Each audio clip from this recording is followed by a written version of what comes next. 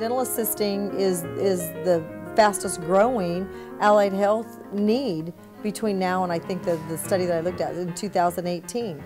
The program has been accredited for 43 years, and that basically became a more talked about issue with one of our clinical site dentists. His grandfather was instrumental in accrediting the program 43 years ago, so we know that it has at least a 43-year accredited longevity. I've been here full-time 6 years and then 1 year part-time, so I've been here a total of 7 years.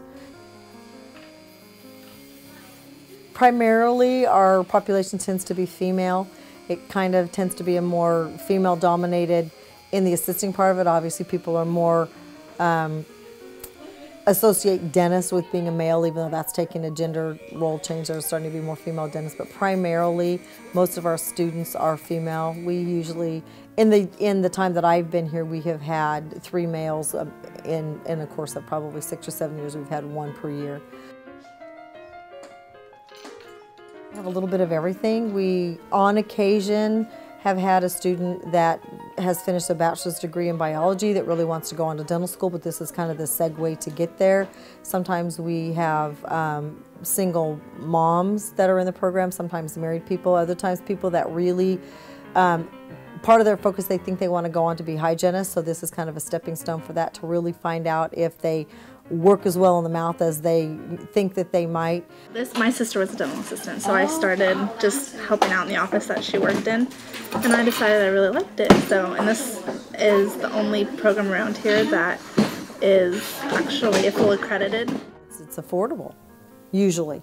It's more cost effective than going to a transfer school, but also definitely the proprietary private schools. They're currently in this area for the same program that we offered, for a certificate level program at $16,000. If they want it to be associate degree level, it's $35,000. Our program was about $3,500. So it's affordable, and it gets them right into the employment market. It's kind of like really watching a student go from a kindergarten to 4th grade, kindergarten to junior high, because the growth, when they first come in, they have no vocabulary, no dexterity, no concepts of really skills, and you see them develop those skills over time. They can actually, pass and receive instruments to each other or to the doctor in their clinical site. So you really see, you see the didactic knowledge change from having vocabulary, knowing what it means and applying it, to seeing them with no hand dexterity at all to be able to do complete, skills on patients. So the biggest benefit to the community is that they're employable, and in that we have a reciprocal partnership that through the educational process, the dental community, they host our students 2 days a week in an actual clinical environment. Our students are there with them, mentoring with them. They actually give them real practical learning experience. The give back to the community is in dental services and in employment, really, in that the doctors have skilled employees, but also our students are employable. They now are job ready. I'm a student of the dental assisting program. I am currently a single mom, and I would like to effectively re-enter the workforce. I don't want to work 3 retail jobs and never see my daughter. I entered the dental assisting program because the Stanislaus County staff member gave me a list to choose from of programs that the state of California would pay for me to go to school for. Dental assisting is one of them. It is because it is an in-demand job in our county and in this state. They are paying for my education, and they are paying for my daughter to be taken care of while I'm in this program, because in 9 months when I finish, I'll be employable for the rest of my life. I can move anywhere and be a dental assistant and support myself.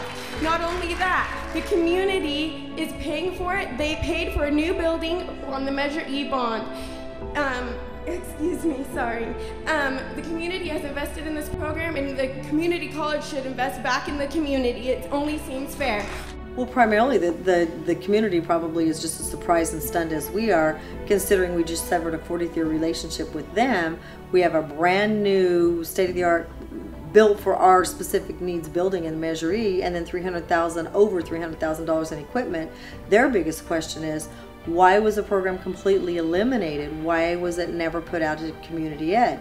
Because bottom line in this community for this education is they're going to have to pay for it, whether it be through us or proprietary education, and we could offer it much more reasonable than proprietary. So why did they not at least go out on a limb to protect the facilities, the program, the accreditation, and put it out to community aid, because it's going to have to be paid for one way or another. I've got in things that are unboxed, unhoused, that were planned to go to the new building, I got over $9,000 of equipment sitting right here. These are 2 x-ray arms that would have been on the wall. These are assisting and doctor chairs, a water top distiller, that is a autoclave. These are our curing wands these are being used for the second semester. Over time, and it takes time, but a digital sensor will pay for its expense. But what you see, this is the digital sensor at a cost of about $12,000. Inside, this is another $10,000 piece of equipment that I'm not sure what will happen to it, and then what accompanies it is more documentation software and film holders. So these are the things that really, some of the things that really made us current and state-of-the-art with equipment, and we were not in need of additional equipment purchases for quite a while. So it was really the worst time that that the program could have been cut. Basically, without knowing that anything was ahead, we were ahead of the information about the cuts, because in order to utilize funding and save money, we were entitled to some rebates with the equipment purchases. And so we had a vendor that was really on top of that and worked with us and informed us that if we purchased before December 31st, we could get between $800 and $900 back in rebates. So we had the equipment, but the college, not realizing that we were thinking ahead and saving money, when they made their uninformed decision to us to cut the program, they canceled the order, not knowing we had already received the order. It had already been delivered. So this is part of what was delivered. So on paper, it looked like you guys were going on a spending spree, but what you were actually doing is you were saving money by purchasing it. Oh yeah, ahead of time. Ahead of time. Right. So, and there was no reason to think at that point that I couldn't buy the equipment. Everything was all set for us to go. And before they shared information that we were no longer going to be a program, the vendor was notified first to stop the order before we were notified that you're on alert that your program is going to discontinue. So that was a little bit of I think unfair and a little bit hurtful to find out from somebody completely even outside the college and the community to tell you something's up. They're canceling your equipment. With the idea being said that, oh, college-wide we're stopping all purchasing, when the truth was, no, they were only stopping purchasing to my program, because even though we hadn't been formally notified, they knew that it was our program. So.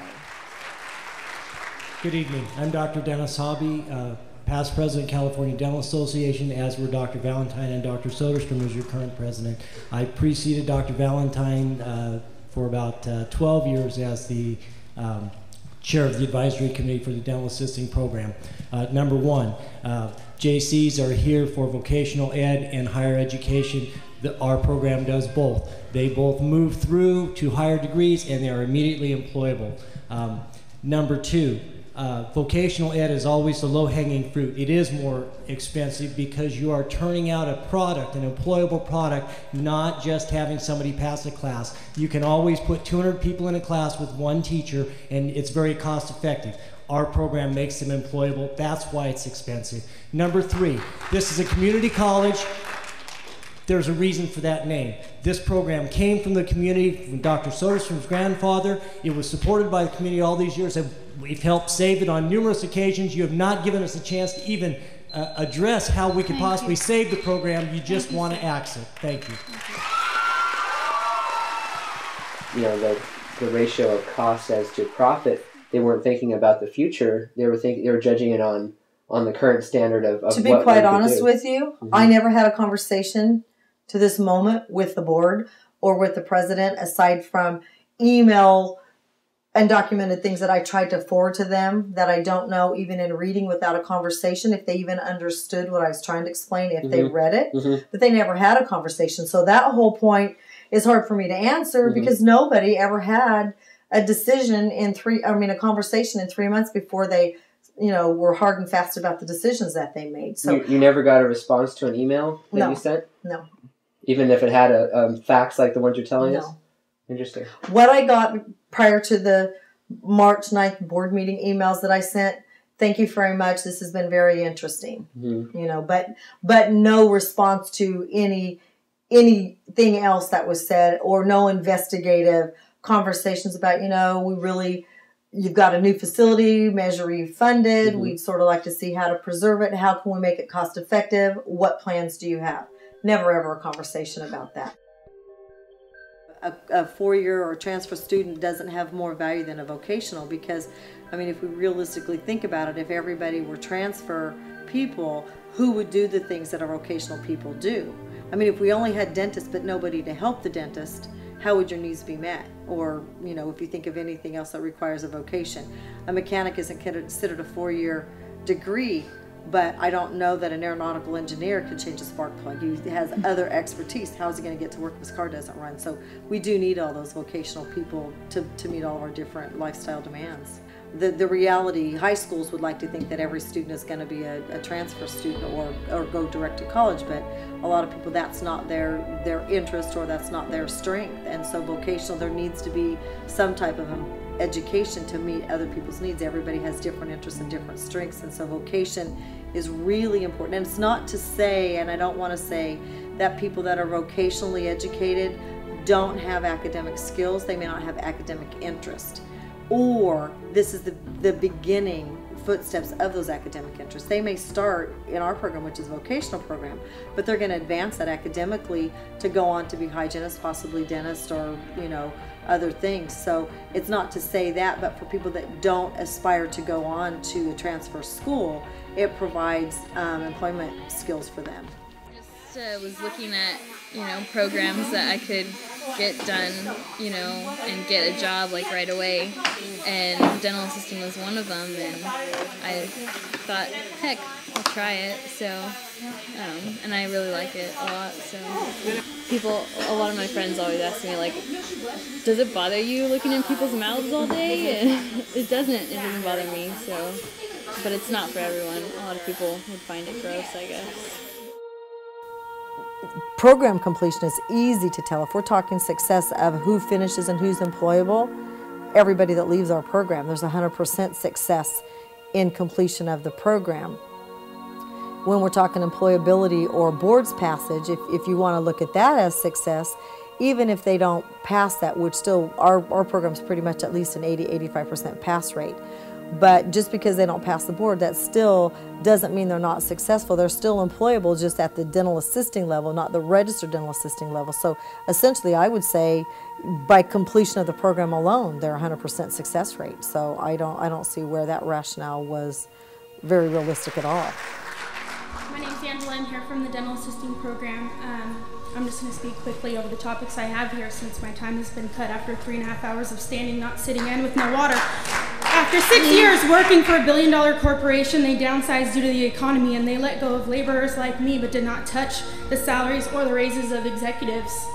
Sounds familiar?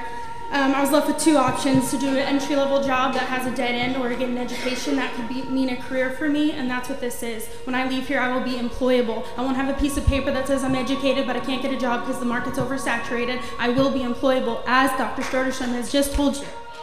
Basically, by eliminating our program, what you really have done have really isolated a population of people that are possibly lower socioeconomic, or whatever the deciding factors are to receive financial aid.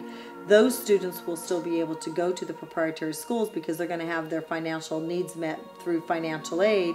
People maybe that might be a little higher socioeconomic level that feel like they or their parents or family or whatever can carry the burden of the expense or a loan, will be able to afford $16,000 to $35,000 for the education. But if you take maybe the middle class that can't get financial aid and really don't feel like they can go out on a limb for $16,000 education, you basically have eliminated them from opportunity for education in the dental assisting program. So you've really eliminated, probably, I would say, the larger population of students, because I think there are fewer that can get financial aid and fewer that can carry it. So the majority, particularly in this community, I think the majority of your students fit right in that middle class, and now you have eliminated this type of vocational education and career opportunities for them.